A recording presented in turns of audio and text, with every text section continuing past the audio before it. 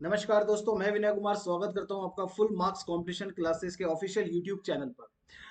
दोस्तों, जैसा कि आप लोगों के एग्जाम नज़दीक आ रहे हैं, तो उस अकॉर्डिंग आज की इस क्लास के अंदर हम ब्लड रिलेशन की पजल को सॉल्व करने जा रहे हैं। जैसा कि आपको पता है कि आपके आईबीपीएस आरआरबी प्रीलिम्स एग्जाम के अंदर, आईबीपीएस क्लर्क के प्रीलिम्स एग्जाम में, आईबीपीएस पीओ के प्रीलिम्स एग्जाम में, आईबीपीएस एसओ के प्रीलिम्स एग्जाम में ब्लड रिलेशन की पजल का एक क्वेश्चन डेफिनेटली पूछा जाता है। दोस्तों, अब जो क्वेश्चन हम करने जा रहे हैं वो काफी ज्यादा इंपॉर्टेंट क्वेश्चन है आपके आने वाले प्रीलिम्स एग्जाम से रिलेटेड। ठीक है, तो वीडियो को अंत तक जरूर देखना है। और यदि आप हमारे फुल मार्क्स कंपटीशन क्लासेस के यूट्यूब चैनल पर नए हैं तो चैनल को सब्सक्राइब कर लेना, वीडियो को लाइक कर देना और अपने दोस्तों के साथ भी जरूर शेयर कर दीजिएगा। चलिए दोस्तों, स्टार्ट करते हैं आज की क्लास को। अब फर्स्ट क्वेश्चन मैं आपकी स्क्रीन के ऊपर लगाने वाला हूं और पहला ही सवाल दोस्तों एक ऐसा क्वेश्चन होगा जिसमें एक बार के लिए आपका पेन रुकेगा जरूर। ठीक है दोस्तों, इस क्वेश्चन के अंदर डेफिनेटली है कि आपका एक बार पेन रुक जाएगा, एक बार के लिए आप कंफ्यूज हो जाएंगे कि क्वेश्चन में क्या कहना चाह रहा है और हम ये क्या कर रहे हैं, क्या हमारा डायग्राम सही है या गलत है। ठीक है, तो इस क्वेश्चन को एक बार आप अपने हिसाब से ट्राई कीजिए। इसके लिए मैं आपको 1.5 मिनट का समय देता हूं, तो इसके लिए टाइमर ऑन कर लेते हैं अपन। मैं 1.5 मिनट का टाइमर दोस्तों ऑन कर रहा हूं आप लोगों के लिए।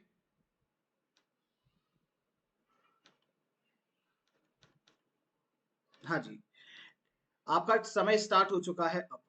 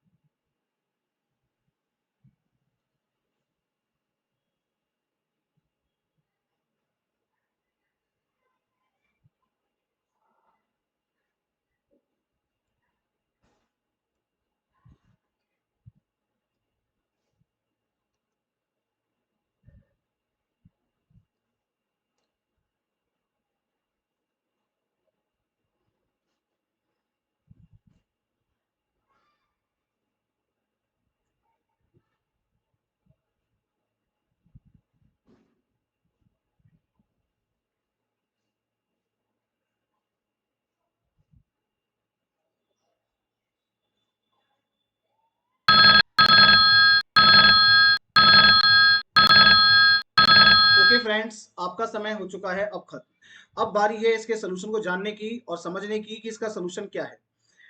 अब मैं इतना तो जानता हूं कि मोस्ट ऑफ द स्टूडेंट्स का पेन एक बार के लिए रुका जरूर होगा। ठीक है, अब सुनना जरा इस क्वेश्चन में क्या कहा जा रहा है, एक एक चीज को समझते चलते हैं।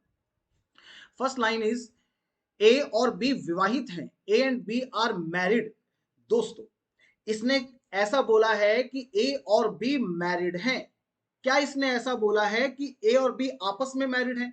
जी नहीं, ऐसी कोई भी लाइन इसने नहीं बोली है। ए और बी मैरिड हैं। अब ऐसा हो सकता है दोस्तों कि मैं हूं और मेरा ब्रदर है, हम दोनों मैरिड हैं। मैं ये कह रहा हूं कि हम दोनों मैरिड हैं, तो इसका मतलब ये थोड़ी ना है कि हम आपस में मैरिड हैं। मैं किसी और के साथ मैरिड होऊंगा और मेरा ब्रदर किसी और के साथ मैरिड होगा, लेकिन ये लाइन इसी तरीके से बोली जाएगी कि यस, हम दोनों मैरिड हैं, मैं और मेरा ब्रदर मैरिड हैं। ठीक उसी प्रकार से यहाँ पे ए और बी मैरिड हैं, तो ये आपस में भी मैरिड हो सकते हैं और ये किसी अलग अलग पर्सन के साथ भी मैरिड हो सकते हैं। तो इस लाइन को हमें फिलहाल के लिए ड्रॉप करना ही पड़ेगा। अब आगे आपसे कहता है ए और बी मैरिड हैं और इनमें से ए पुरुष है। ए के लिए बोला गया कि ए मेल है। मेल कौन है? ए है। ठीक है, अब बी के बारे में हमें नहीं पता कि बी क्या है। बी के बारे में कोई भी इंफॉर्मेशन हमारे पास नहीं है, तो अभी फिलहाल के लिए हमें क्या करना पड़ेगा, इस इंफॉर्मेशन को यहीं पे ड्रॉप करना पड़ेगा और हमें आगे ही चलना पड़ेगा। हम क्वेश्चन को यहां से पिक ही नहीं कर सकते, इन दोनों लाइनों को हमें ड्रॉप करना होगा। अब आगे देखना, ए डी के पिता हैं। A is father of D. दोस्तों ध्यान से सुनना, A is father, who is father, A is father, और किसके हैं, डी के हैं। यदि ए फादर हैं तो ए ऊपर होंगे, डी नीचे होगा, क्योंकि फादर ऊपर की जनरेशन में आने चाहिए। तो ए यदि फादर हैं तो ये लीजिए दोस्तों, हमने यहां लिख लिया ए फादर हैं, और ये किसके फादर हैं, ये डी के फादर हैं। ठीक है, आगे देखो, लेकिन डी उनकी बेटी नहीं है। ए डी के फादर जरूर हैं, बट डी उनकी बेटी नहीं है, इट मीन्स डी उनका बेटा है। तो डी यहाँ पे इनका क्या हो जाएगा भाई, डी इनका बेटा हो जाएगा। आगे देखो, ई ए की ग्रैंड डॉटर है। ए की ग्रैंड डॉटर का मतलब ये होगा कि ए का या तो कोई बेटा होगा या कोई बेटी होगी, उसके नीचे ई आनी चाहिए, ग्रैंड डॉटर है तो आनी चाहिए। ठीक है, अब देखिए जरा कि ए के नीचे मुझे उसका एक बेटा दिखाई दे रहा है। अब मुझे ये नहीं पता कि ए के नीचे जो डी है ये इसी के नीचे ही ई आनी चाहिए, लेकिन फिलहाल मुझे क्वेश्चन को आगे फॉरवर्ड करना है, आगे प्रोसीड करना है, तो फिलहाल के लिए मैं अज्यूम कर लेता हूं कि ई इसके नीचे ही होगी। और यदि कुछ भी चेंजेस होते हैं आगे जाके, सपोज कर लो ये आपसे बोल देता है कि भाई डी अनमैरिड है, तो फिर हम ई को डी के नीचे सेट नहीं कर सकते, फिर हम इसको चेंज कर देंगे, अकॉर्डिंगली चेंज कर देंगे। ठीक है, फिलहाल के लिए अज्यूम कर लेते हैं कि ई यहाँ के ई है ना, डी ई डी की क्या है, बेटी है। आगे बढ़ो, सी के केवल एक ही बेटी है, सी के बेटी केवल एक ही है, यानी इसने ये बोला है कि सी के बेटी एक है, यानी बेटे और भी हो सकते हैं। तो इस इंफॉर्मेशन को यहां लिख लेते हैं, सी के ओनली वन डॉटर है, ओनली वन डॉटर। ठीक है, आगे चलो, ए एफ के पिता हैं, ए एफ के फादर हैं, तो ये लीजिए दोस्तों एफ को यहां लिखते हैं। अब यदि हम डी को भाई बना देते हैं एफ का, और एफ को भाई या बहन बना देते हैं डी की, तो अब हम कह सकते हैं कि यस ए एफ के क्या हैं, फादर हैं। नेक्स्ट लाइन सुनिएगा, बी ए की पुत्र वधु है, बी ए की पुत्र वधु है, यानी ए के बेटे की पत्नी है बी। तो ए का बेटा फिलहाल के लिए मुझे नजर आता है कौन है, डी। अब सुनना जरा, ए का बेटा यदि डी है तो एक काम करते हैं, इसकी शादी करवा देते हैं किसके साथ, इसकी शादी करवा देते हैं बी के साथ। अब आप देखिएगा कि बी ए की पुत्र वधु है, तो बी ए की पुत्र वधु है, तो देखिए ए का बेटा है डी, उसकी पत्नी है बी, तो हम यही कहेंगे कि बी ए की क्या है, पुत्र वधु है। अब मुझे एक बात बताओ, ये जो लाइन थी, ए और बी मैरिड है और इनमें से ए पुरुष है। अब यहां पे देखो, ए किसी और के साथ मैरिड है और बी किसी और के साथ मैरिड है, तो इस लाइन का मतलब ये बिल्कुल भी नहीं था कि ए और बी आपस में मैरिड है। अब मोस्ट ऑफ द स्टूडेंट्स ने क्या किया होगा, ए और बी को आपस में ही मैरिड बनाया होगा, जो कि यहाँ पे गलत हो रहा था। ठीक है, इसीलिए मैंने बोला कि इस क्वेश्चन के अंदर एक बार के लिए तो आपका पेन डेफिनेटली रुकेगा ही रुकेगा। अब चलो दोस्तों आगे चलते हैं, अब सुनना जरा नेक्स्ट, इसने क्या बोला है, बी ए की पुत्र वधु है और उसके केवल एक ही संतान है। बी के केवल एक ही संतान है, तो आप देख सकते हैं कि बी के केवल एक संतान कौन आ रही है, ई, यहाँ पे बी की एक ही संतान है। ठीक है, आगे चलते हैं, इस परिवार में दो विवाहित जोड़े हैं और केवल 6 सदस्य हैं। अब सुनना दोस्तों, यहाँ ए किसी के साथ मतलब ए किसी के फादर हैं, इसका मतलब ये किसी के साथ मैरिड होंगे। ठीक है, और हमें ये भी पता है कि सी के केवल एक ही डॉटर है। अब मुझे एक बात बताओ, सी के लिए सबसे ज्यादा सूटेबल जगह कौन सी है, सी के लिए सबसे ज्यादा सूटेबल जगह दोस्तों यही हो सकती है। आप ये कहोगे कि सर आप सी की शादी ए के साथ क्यों करवा रहे हैं, सी की शादी ए के साथ क्यों करवा रहे हैं, आप सी की शादी एफ के साथ भी तो करवा सकते हैं ना, और आप सी की शादी ई के साथ भी करवा सकते हैं, आपने ए के साथ क्यों करवाई। दोस्तों इसका रीजन सुनना, मैंने ए के साथ ही क्यों कराई। पहली बात तो यहाँ इंफॉर्मेशन में साफ साफ लिखा गया है कि ए और बी मैरिड है, ए और बी मैरिड है, तो ए मैरिड है तो ए की शादी फिर हमें किसी ना किसी के साथ करानी पड़ेगी। तो यहाँ हमें ए के साथ शादी कराने के लिए जो सूटेबल पर्सन दिखाई देता है वो सी नजर आता है, तो एक ही शादी हम सी के साथ करा देंगे, इसमें तो क्लियरली लिखा हुआ था। इन केस दोस्तों यदि मान लेते हैं हम कि यहाँ पे ये लाइन नहीं होती, तो भी दोस्तों मैं ए की शादी सी के साथ ही कराता। क्यों कराता, क्योंकि या तो ए, क्योंकि ए किसी के फादर हैं, तो अल्टीमेटली हम यही सोचेंगे कि ए किसी ना किसी व्यक्ति के साथ मैरिड है। अब यदि या तो ये इसकी पत्नी के बारे में कोई सूचना देगा, इंफॉर्मेशन देगा क्वेश्चन के अंदर, नहीं देता है तो हम यही मानेंगे कि ए की शादी हमें किसके साथ करानी चाहिए, सी के साथ करानी चाहिए। या तो ये क्लियर क्लियर बोले इंफॉर्मेशन में कि ए का जीवन साथी इस दुनिया में नहीं है, या तो इस चीज को बोले, नहीं बोलता है तो फिर हमें ए की शादी सी के साथ ही करानी चाहिए। ठीक है, जो एक लॉजिकल वे होता है, उस लॉजिकल वे में तो हमें ए की शादी सी के साथ ही करानी चाहिए। अब सुनना जरा, सी के केवल एक ही बेटी है, यानी बेटा और भी हो सकता है लेकिन बेटी एक है। तो बताओ जरा, सी के केवल ए की बेटी है, इस कंडीशन को बनाने के लिए मैं एफ को सी की बेटी मान सकता हूं? बिल्कुल मान सकते हैं। तो एफ के ऊपर माइनस लगा देते हैं, और हमें पता है कि ए और सी आपस में मैरिड हैं, तो इसका मतलब ए पुरुष है तो सी उसकी क्या कहलाएगी? वाइफ कहलाएगी। तो इस तरीके से ये क्वेश्चन मेरा दोस्तों होता है कंप्लीट। ठीक है, अब सुनिए जरा फर्स्ट क्वेश्चन क्या कहता है, how D is related to C, यानी डी का रिलेशन सी के साथ क्या है? तो डी का रिलेशन सी के साथ आप देख सकते हैं दोस्तों, जो डी है ना वो सी का सन है, यानी पुत्र है, यानी बेटा है। Option A is correct. अगले सवाल की तरफ चलना होगा, how B is related to C, यानी बी का रिलेशन सी के साथ पूछा है, तो बी यहाँ पे है और सी यहाँ पे है, तो हम क्या कहेंगे कि बी सी की डॉटर इन लॉ है। तो बी सी की क्या है? डॉटर इन लॉ, यानी पुत्र वधु है। हिंदी में इसको क्या बोलेंगे? पुत्र वधु। क्या बोलेंगे? पुत्र वधु। Option C is correct. तो चलिए दोस्तों, ये क्वेश्चन हुआ हमारा कंप्लीट। अब हम चलते हैं एक और क्वेश्चन के ऊपर।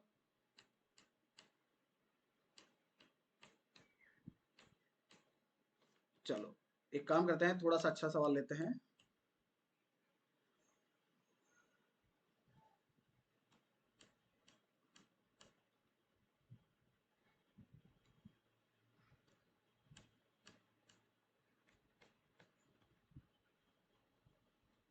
चलिए ये वाला क्वेश्चन कीजिए। इस वाले क्वेश्चन को एक बार आप ट्राई करेंगे। मैं इसके टाइमर ऑन कर देता हूं, और इस क्वेश्चन के लिए मैं ज्यादा टाइम नहीं दूंगा दोस्तों, 1 मिनट का ही समय दूंगा।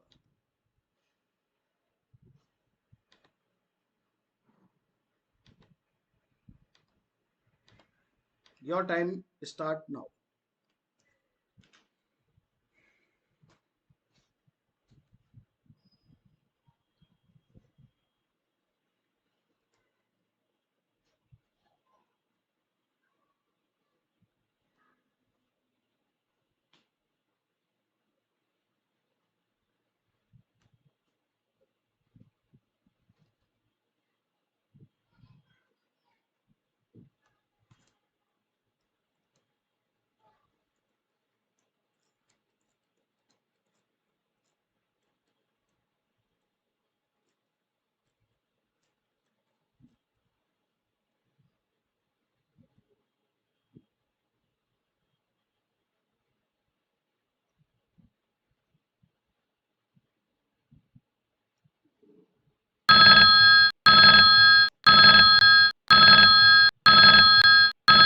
Time is over. अब देखते हैं सोल्यूशन।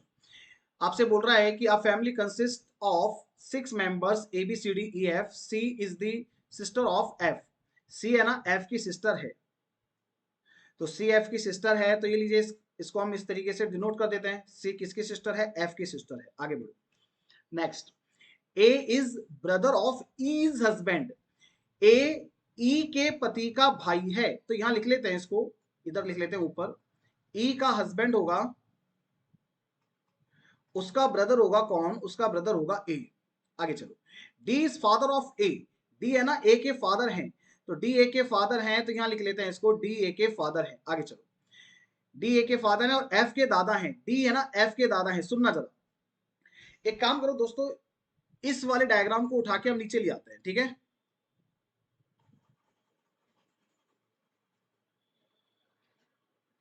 तो सी एफ की सिस्टर है, इसको तो लिख देते हैं ऊपर, और ई का पति, तो ई इसकी वाइफ होगी। इसका ब्रदर कौन है? ए इसका ब्रदर है। डी डी इस ए के क्या है? डी इस ए के फादर हैं। अब सुनना जरा, अब इसने बोला है कि डी ए के फादर हैं और एफ के दादा हैं। ये जो डी है ना, ये एफ के दादा हैं। दादा का मतलब क्या होता है? दादा का मतलब दोस्तों होता है फादर के फादर, पिता के पिता। यानी डी है ना, डी पिता के पिता हैं। किसके हैं? किसके हैं? एफ के हैं। इसका मतलब ये हुआ कि एफ को मैं यहां भी प्लेस कर सकता हूं और एफ को मैं यहां भी प्लेस कर सकता हूं। लेकिन दोस्तों इन अ लॉजिकल वे, थोड़ा सा दिमाग लगा के बताइए, क्या ए के नीचे एफ आ सकता है? नहीं दोस्तों, ए के नीचे एफ को हम प्लेस नहीं कर सकते हैं, क्योंकि अभी तक इंफॉर्मेशन जो मेरे सामने आई है उसमें ए मैरिड नहीं है। ए का जो भाई है वो मैरिड है, तो फिर एफ को हम ए के भाई के नीचे सेट करेंगे। एफ को कहां सेट करेंगे? ए के भाई के नीचे सेट करेंगे। अब आप देख सकते हैं कि एफ के फादर हैं ये एफ के फादर हैं, और इनके भी फादर कौन है? डी इनके फादर हैं, तो डी एफ के क्या कहलाएंगे? दादा कहलाएंगे। आगे चलिएगा, परिवार में 2 पिता हैं, 3 भाई हैं, 1 माता है। दोस्तों हमें पता है कि सी है ना एफ की सिस्टर है। ये जो एफ है इसकी सिस्टर कौन है? इसकी सिस्टर सी है। तो सी एफ की सिस्टर हो चुकी है। ठीक है, इसको यहां से हटा देते हैं। अब सुनना जरा, परिवार में 2 पिता हैं तो सी और एफ के फादर हैं ये, तो एक पिता तो ये हो गए, इन दोनों के फादर ये हैं तो दूसरे पिता ये हो गए। अब दोस्तों फैमिली में टोटल कितने मेंबर थे? 6, जिनमें से 5 मेंबर्स के नेम मैंने डिनोट कर दिए हैं। एक बंदे का नाम यहाँ पे पेंडिंग है और वो है बी। तो बी कहां पर आएगा? बी के लिए सबसे सूटेबल जगह यही है जहां मैंने अब बी को लिखा है। अब यहाँ 2 पिता हैं, 3 भाई हैं। अब दोस्तों देखिए, ए बी का भाई है और बी ए का भाई है, तो फैमिली के 2 भाई तो यहाँ प्रेजेंट हैं। अब तीसरा भाई कहां से आएगा? दोस्तों हमें पता है कि सी एफ की सिस्टर है, तो क्या हम इस बात को कह सकते हैं कि एफ सी का ब्रदर है? यस दोस्तों, क्योंकि हमें ये कंडीशन सेटिस्फाई करनी है कि फैमिली में 3 भाई हैं। इसने ये नहीं कहा कि फैमिली में 3 आपस में भाई हैं।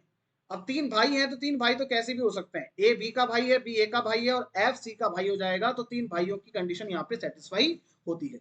एक मदर है, तो बताइए जरा फैमिली की मदर कौन है?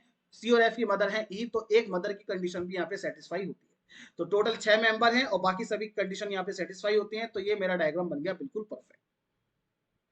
अब सुनिए जरा फर्स्ट क्वेश्चन क्या कहता है, फैमिली में पुरुषों की संख्या कितनी है? तो बी एक मेल है, ए मेल है, एफ है, डी है, तो टोटल कितने मेल हो गए? टोटल 4 मेल हो चुके हैं फैमिली के अंदर। अब नेक्स्ट क्वेश्चन देखिएगा, एफ और ई के बीच का रिलेशन पूछ रहा है। एफ और ई के बीच का रिलेशन कि ई तो मदर है और एफ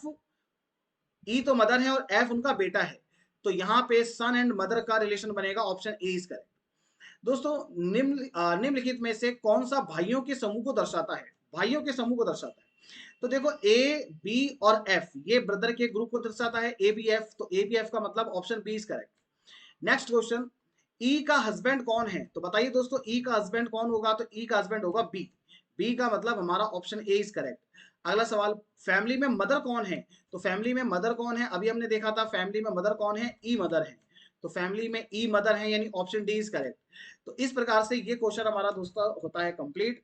तो हमने आईबीपीएस प्रीलिम्स एग्जाम से रिलेटेड ब्लड रिलेशन की 2 पजल सॉल्व की थी और दोनों ही पजल बेस्ट पजल हैं, प्रीलिम्स एग्जाम में आने लायक पजल हैं और इनको हमने बहुत अच्छे से देखा। ठीक है, जिसमें जो पजल नंबर 1 को हमने सॉल्व किया वो बहुत ज्यादा ट्रिकी थी, उसके अंदर आपको 2 बार क्वेश्चन को पढ़ना ही था।